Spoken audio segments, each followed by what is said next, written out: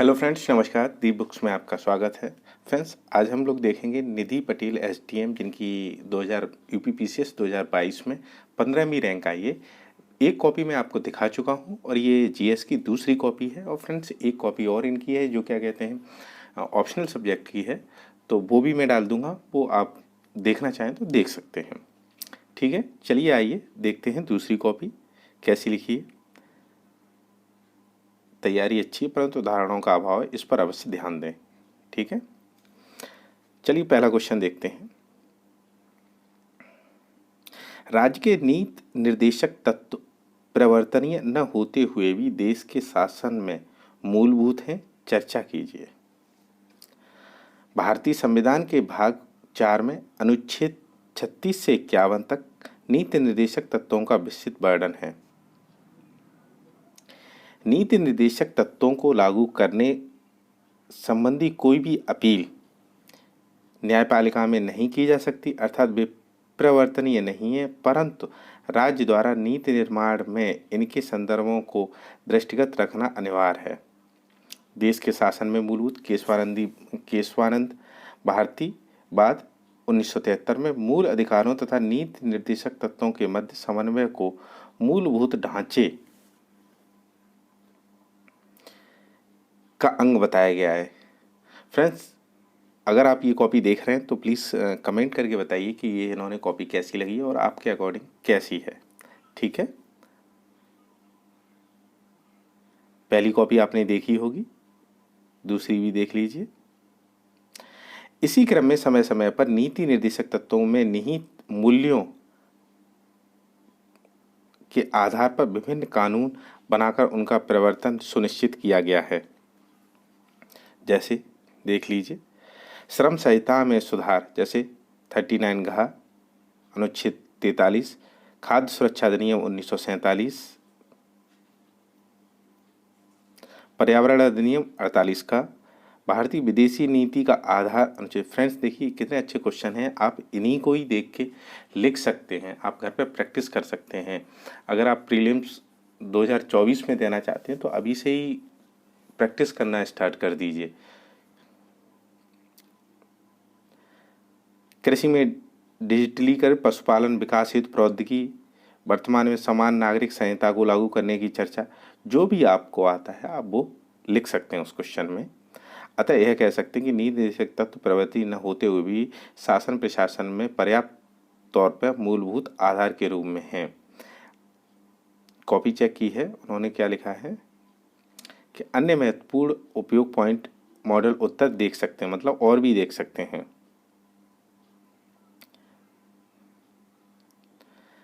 भारतीय question number 2 देखिए, भारतीय शासन प्रणाली में विधायिका कार्यपालिका की जवाबदेही कैसे सुनिश्चित करती है, स्पष्ट कीजिए। फ्रेंड्स, अगर ये आपने क्या कहते हैं लक्ष्मीकांत नहीं पढ़ी है तो ये क्वेश्चन करना बड़ा मुश्किल हो जाएगा, इसलिए अभी से ही तैयारी अच्छी रखें, प्रीलिम्स और मेंस दोनों की।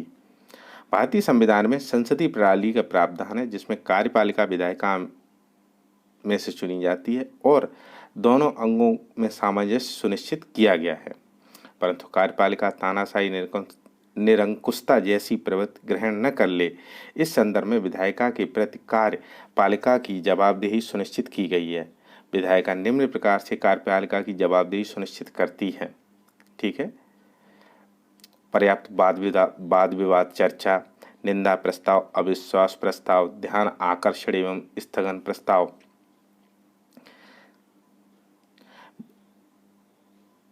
ये जो लिखा है इन्होंने, आराम से आप देख सकते हैं, आराम से। फ्रेंड्स, मैं कोशिश करूंगा, ये कॉपी बहुत लंबी है कि आपको सारे क्वेश्चन दिख जाएं। वित्त आयोग की संरचना और कार्यों का विवरण देते हुए 15वें वित्त आयोग की प्रमुख सिफारिशों पर चर्चा कीजिए। ठीक है, देखिए, वित्त आयोग भारतीय संविधान के अनुच्छेद 280 के अंतर्गत वर्णित है, अतः वित्त आयोग एक संवैधानिक आयोग। देखिए यहाँ पे इन्होंने डायग्राम बनाया है, देखिए गुड भी लिखा है। कॉपी देखते हैं, चलिए कॉपी देख लेते हैं पूरी और ये मैं कॉपी आपको क्या कहते हैं शेयर कर दूंगा, तो आप डाउनलोड करके आराम से पढ़िए उसको और एनालाइज करिए कि आपको क्या सही लगा क्या नहीं। और फ्रेंड्स कॉपी देख के बताइए, कमेंट जरूर करिए, बताइए कि आपको इसमें क्या अच्छा लगा। ठीक है।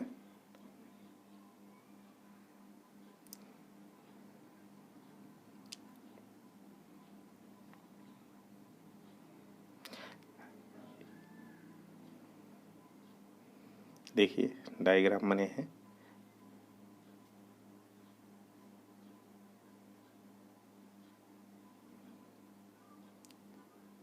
डायग्राम बनाए हैं इन्होंने।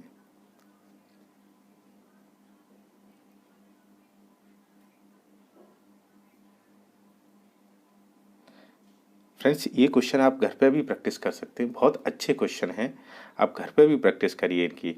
और ये कॉपी ज़्यादा पुरानी नहीं है, 2022 की है और जुलाई या अगस्त महीने की है, तो ज़्यादा पुरानी कॉपी नहीं है। आप और ये तो क्वेश्चन महीने के कितने भी पुराने हो जाएं ऐसे ही रहेंगे, तो आप प्रैक्टिस करिए इनको, देखिए यही क्वेश्चन, इनकी हार्ड कॉपी निकलवा लीजिए।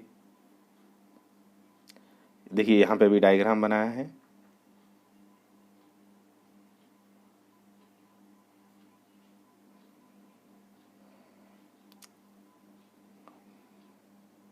उत्तर प्रदेश के लिए कौशल विकास का महत्व स्पष्ट कीजिए। चलिए देखते हैं इस क्वेश्चन को देखते हैं। उत्तर प्रदेश लगभग 20 करोड़ की आबादी वाला देश का सर्वाधिक जनसंख्या का प्रदेश है। हाल ही नीति आयोग द्वारा प्रकाशित बहुआयामी गरीबी सूचकांक में उत्तर प्रदेश 37.7% गरीबी रेखा के नीचे जनसंख्या वाला। अच्छा फ्रेंड्स, अभी भी जैसे इन्होंने जो कोई भी लिखी है उसमें किसी लाइन में अंडरलाइन वगैरह नहीं किया है, ठीक है, किसी में अंडरलाइन नहीं किया, पर हाँ ज़्यादातर इन्होंने जो ये ज़रूर बनाए हैं, डायग्राम ज़रूर बनाए हैं।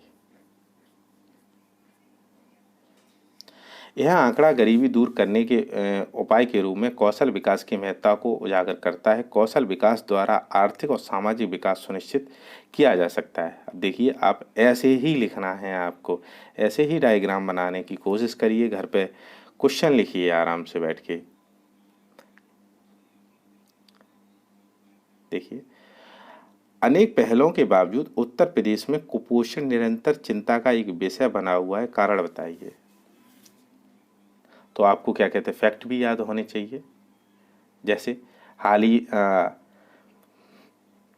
हालिया महिला एवं बाल विकास मंत्रालय की रिपोर्ट के अनुसार 2020 तक देश में 9 करोड़ से अधिक बच्चे कुपोषण से गंभीर रूप से ग्रस्त थे। इनमें से सबसे अधिक उत्तर प्रदेश का है। तो आप ऐसे कोटेशन लिख सकते हैं फ्रेंड्स।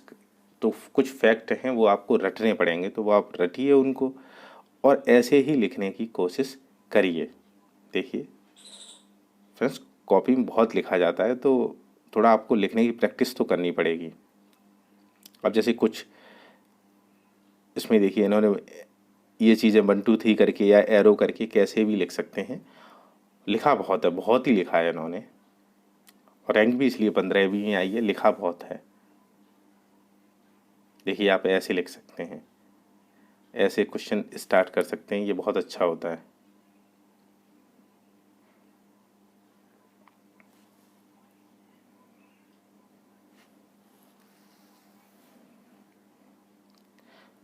गुजराल सिद्धांत की प्रासंगिकता पर चर्चा है। फ्रेंड्स ये तो हर बार आता है, मेंस में भी आता है और टेस्ट सीरीज़ में भी आपने पढ़ा होगा, अगर आप दे रहे हैं तो हर जगह आपको मिल जाएगा, ठीक है।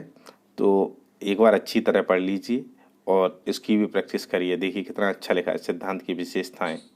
देखिए गुजराल सिद्धांत 1996 में तत्कालीन विदेश मंत्री इंद्र कुमार गुजराल द्वारा प्रतिपादित किया था। इस सिद्धांत को भारतीय विदेश नीति का मील का पत्थर माना जाता है। सिद्धांत की विशेषताएं आप ऐसे लिख सकते हैं, ऐसे बना सकते हैं।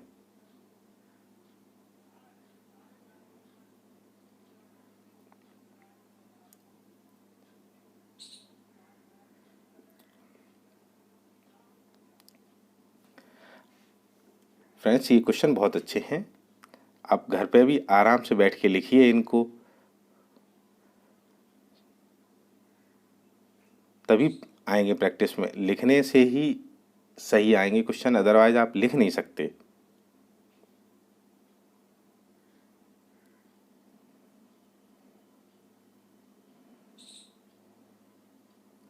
लिखा इन्होंने बहुत है, बहुत लिखा है इन्होंने। प्रश्न की अच्छी समझ है, बेहतरीन प्रस्तुति है। अब देखिए, नवीन राष्ट्रीय शिक्षा नीति की मुख्य विशेषताओं को उद्घाटित कीजिए। अगर आपको नहीं पता है फैक्ट, तो आपको फैक्ट रटने पड़ेंगे, तभी आप लिख सकते हैं। देखिए ये क्वेश्चन देखते हैं। 2020 में नवीन राष्ट्रीय शिक्षा नीति को जारी किया गया। यह शिक्षा नीति 1986 का स्थान लेगी। ठीक है।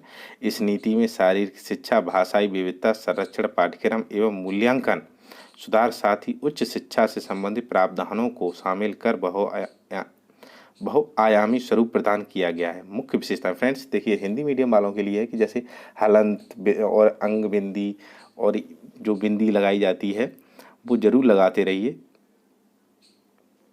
स्कूली शिक्षा के ढांचे में परिवर्तन, देखिए कितना लिखा है, बहुत है फ्रेंड्स इन्होंने। आप भी बताइए कि कैसी कॉपी है, प्लीज़ कमेंट करके ज़रूर बताइए कि कैसी कॉपी इन्होंने लिखी है। ठीक है। और ये कॉपी फ्रेंड्स मैं क्या कहते हैं, टेलीग्राम पे शेयर कर दूंगा, वहाँ से आप लोग डाउनलोड कर लीजिए। और अगर आप चैनल पर नए आए तो प्लीज़ चैनल को सब्सक्राइब करिए। 2-3 कॉपियाँ हैं इनकी, एक हिंदी की कॉपी और है जो हिंदी मेंस की है, वो भी मैं डाल दूंगा, तीनों शेयर कर दूंगा। और आप वहाँ से डाउनलोड कर लीजिए, वहाँ से देखिए कॉपी को, घर पर बैठ के आराम से पढ़िए 2-3 बार पढ़िए, क्वेश्चनों को पढ़िए और समझिए क्या लिखा है, कैसे लिखा है। ठीक है फ्रेंड्स,